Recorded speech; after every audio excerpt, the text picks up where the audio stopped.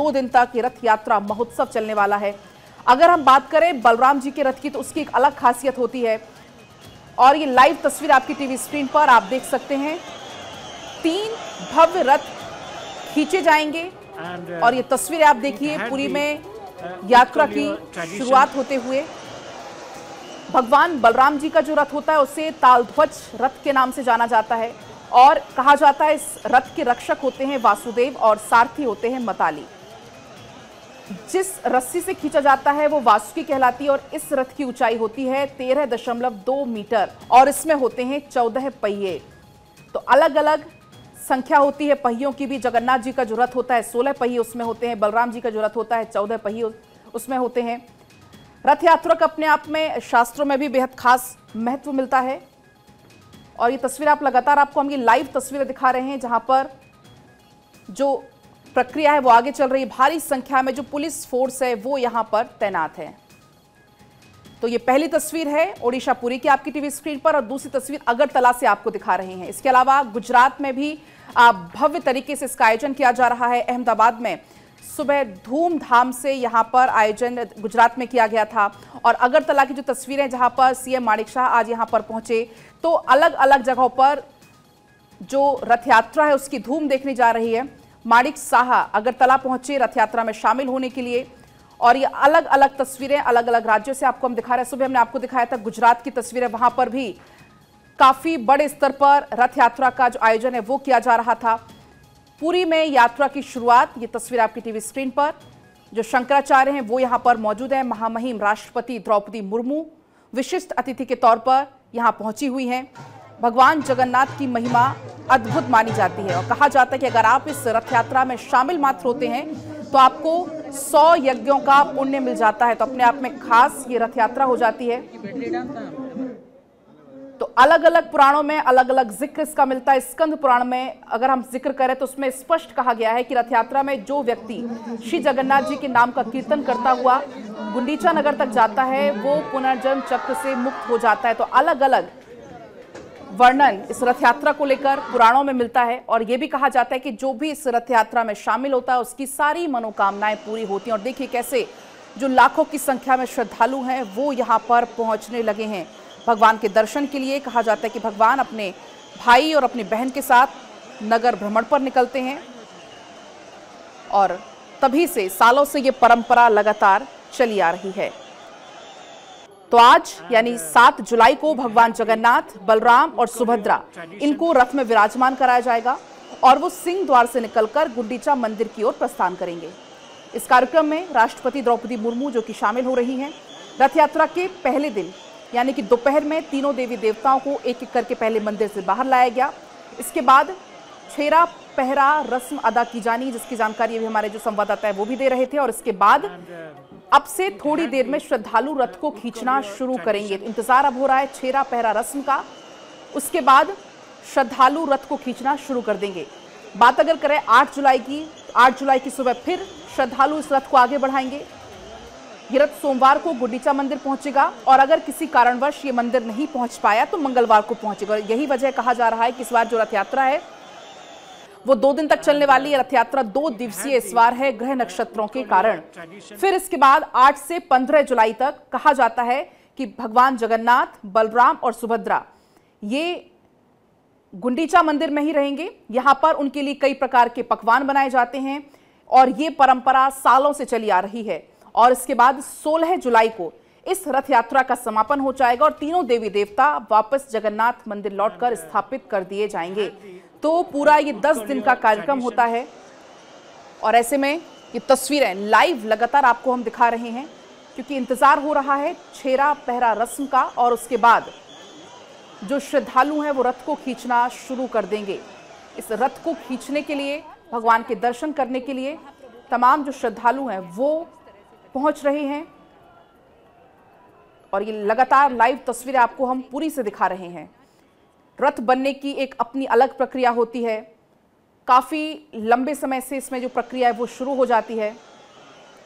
तो आज अब ये रथ यात्रा शुरू हो रही है और ऐसे में कुल ये 10 दिन तक ये कार्यक्रम चलेगा, लेकिन जो ये रथ यात्रा आज शुरू हो रही है वो 2 दिन तक चलने वाली है। तो 2 दिवसीय जो रथ यात्रा निकाली जा रही है और देव हमारे साथ एक बार फिर जुड़ गए हैं। देव, जिस रस्म का आप जिक्र कर रहे थे, छेरा पहरा, क्या वो शुरू हो गई है या शुरू होने वाली, और उसकी कितनी देर के बाद श्रद्धालु रथ को खींचना शुरू कर देंगे? अब अभी गजपति महाराज दिव्येश्वर देव रथ के पास पहुंचे हैं। अभी शुरू होगा छेरा पहरा। वो बलभद्र भगवान, बलराम भगवान जी का रथ से पहला शुरू होगा छेरा पहरा, फिर मैया सुभद्रा, उसके बाद 23 में प्रभु जगन्नाथ का छेरा पहरा होगा। अभी दिव्येश्वर देव गजपति राजा आरती कर रहे हैं प्रभु बलराम जी की, और सब भक्त धुन से जय जगन्नाथ, जय बलराम, जय मां सुभद्रा के धुन से खत्म हो रहा है ये वरदान और पूरी।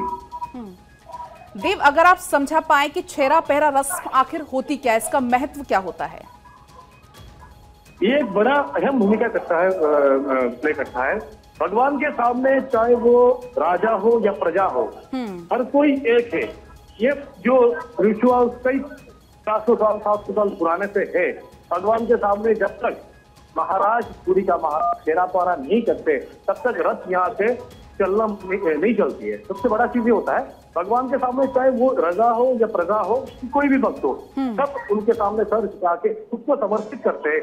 तो आज के दिन में हर कोई एक है। राजा की महत्व जो है, प्रजा की महत्व वही है। भगवान के सामने वो भक्त का भगवान है, और भगवान का जो एक अहम भूमिका भक्तों के साथ कि आज के दिन में वो खुद जब मंदिर से बाहर आते हैं भगवान भक्त को दर्शन देने के लिए, तब एक कहावत है यहाँ में कि भगवान और भक्त के बीच कोई आसान अंतर नहीं होता।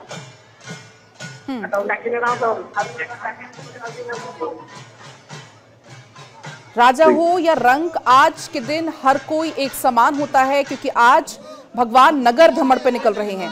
अगर हम बात करें देव इस पूरे कार्यक्रम की, इस पूरी रथ यात्रा की, तो 3 रथ निकलते हैं, तीनों का अपनी एक खास महत्व होता है, लेकिन सबसे पीछे इसमें होता है भगवान जगन्नाथ का रथ, सबसे आगे चलते हैं बलराम और बीच में चलती है बहन सुभद्रा। अगर इसको आप विस्तार से समझा पाए। सबसे आगे जगन्नाथ जी का बड़े भाई बलराम जी का रथ, भगवान का रथ आगे चलता है। उसके पीछे चलती है उनकी बहन मैया सुभद्रा की रथ। सबसे पीछे खुद स्वयं जगन्नाथ कृष्ण पीछे चलते हैं रथ सबसे अंतिम में। और एक बड़ा चीज जो छेरा पहरा की बात को लेके कुछ दिन पहले सांसद संबित पात्र जी ने सांसद में लोकसभा असेंबली में एक चीज बताया थे कि लोकतंत्र क्या होता है, वो पूरी से ही जन्म है। जैसे कि भगवान के सामने खुद जब राजा छेरा पहरा करता है, ये सनातन धर्म की एक बड़ा परंपरा जिसमें लोकतंत्र समझाते लोकतंत्र क्या है। क्योंकि कहा जाता है, हालांकि अलग अलग पुराणों में अलग अलग वर्णन रथ यात्रा को लेकर मिलता है, लेकिन कहा जाता है कि बहन सुभद्रा ने इच्छा जताई थी कि नगर भ्रमण पर निकलना है, और उनकी इच्छा को पूरा करने के लिए दोनों भाई रथ सजाकर निकलते हैं, और तब से इस यात्रा की शुरुआत हुई, और सालों से देव ये परंपरा चली आ रही है। ये सालों पुराने से ये परंपरा चली आ रही है। और सबसे बड़ा चीज, जब जगन्नाथ जी उनके भाई और बहन को लेके मौसी के घर जाते हैं, क्योंकि मौसी के घर जाते हैं, और माता लक्ष्मी को साथ में नहीं लेते हैं, उनके भाई और बहन को लेके, बड़े भाई और बहन को लेके मौसी के घर जाते हैं। जब सुस्त होने के बाद स्नान पूर्णिमा में जब उनको बीमार होता है, नहाने के 108 कलश पानी से नहाने के बाद जब बीमार होते हैं, जब सुस्त होता है, तब उनको इच्छा प्रकट करते हैं उनका मौसी के घर घूमने जाने के लिए। और उसी अंतरी जो रथ यात्रा बड़ा एक पर्व जो साल में एक बार मनाया जाता है पुरी में, इसके लिए लाखों भक्त आते हैं कोने से। यह माना जाता है कि उस दिन भगवान खुद मंदिर से आ जाते हैं उनका भक्त को दर्शन देने के लिए, क्योंकि वो 14 दिन तक भक्तों से मिल नहीं पाए थे, वो अनसे घर में थे।